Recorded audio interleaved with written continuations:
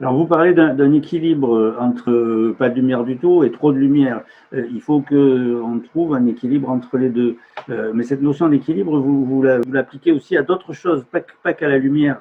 Vous dites que la nuit, en fait, c'est sans arrêt un équilibre dans plein de domaines différents.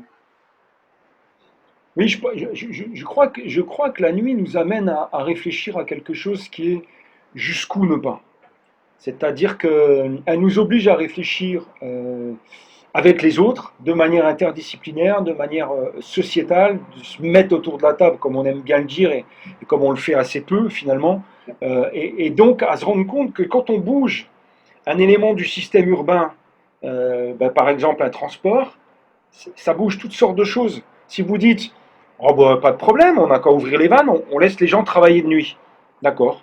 Mais ça veut dire que des parents qui n'ont pas la possibilité de travailler en journée parce que le marché de l'emploi est ce qu'il est, le marché du travail, alors ils vont accepter un travail de nuit avec des jeunes enfants. Que vont être ces enfants à la maison quand ils vont travailler le soir ou la nuit? Donc ça veut dire que normalement les pouvoirs publics devraient développer des crèches de nuit, devraient développer des centres culturels ouverts. Et vous voyez, on détricote l'ensemble d'un système. Donc, et si on ne le fait pas, de toute façon, on parle beaucoup de mondialisation et la façon dont on en parle, c'est une mondialisation économique, spatiale, qu'on soit à Toulouse ou au cœur de l'Amazonie, on est connecté.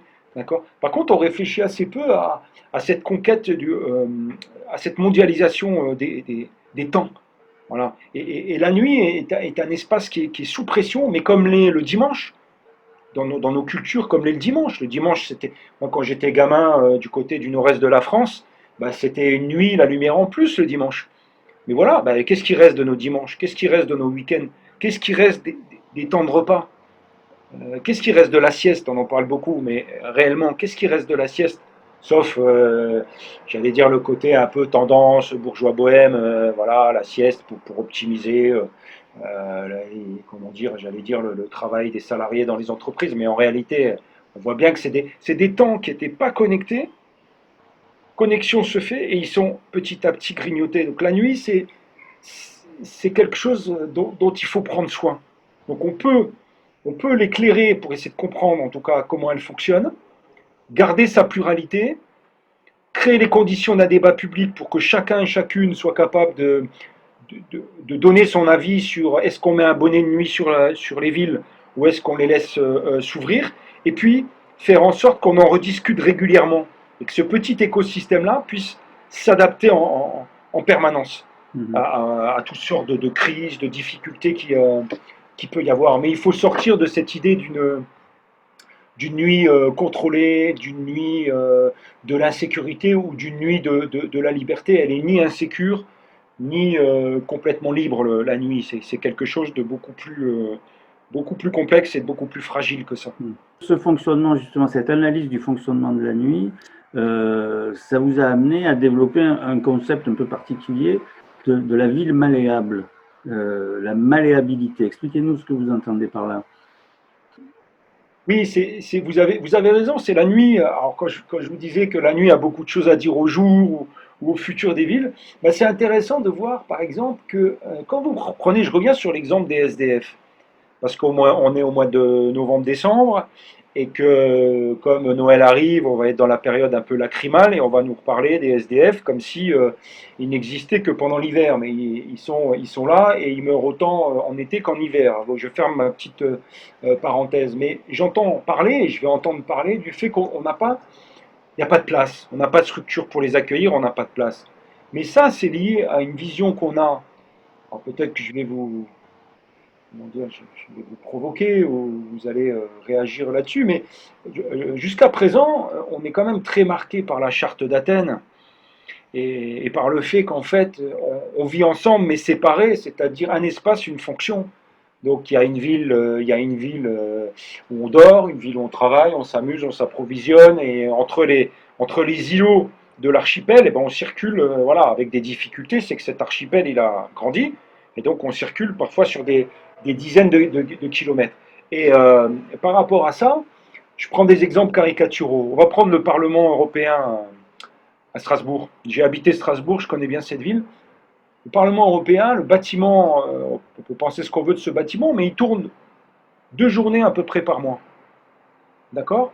À un moment où il y a des associations qui ont besoin de place, des universités qui sont obligées de construire de nouvelles, des écoles.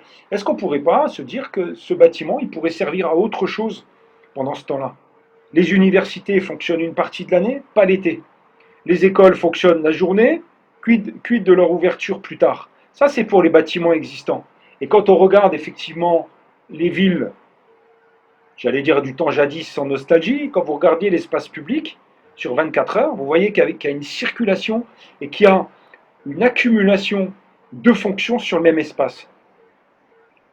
Dans la ville, j'allais dire, dans la rue de mon enfance, il circulait les voitures, et puis à un moment donné, des gens s'installaient, sortaient les chaises, et puis les gamins jouaient au foot, et puis, enfin, il y avait toute la journée une rotation. Aujourd'hui, on a séparé, donc il y a la rue, l'espace piéton, le vélo, le site propre du tramway, et ainsi de suite. Donc, la question que je me pose, c'est que si on ne veut pas que la ville s'élève, si on ne veut pas qu'elle s'enterre, si on ne veut pas qu'elle s'étale, et si on veut faire la ville sur la ville, alors moi je ne vois pas d'autre solution que travailler comme le fait Madame ou Monsieur Ikea, c'est-à-dire à rendre polyvalent, comme nos salles polyvalentes, le moindre de nos espaces.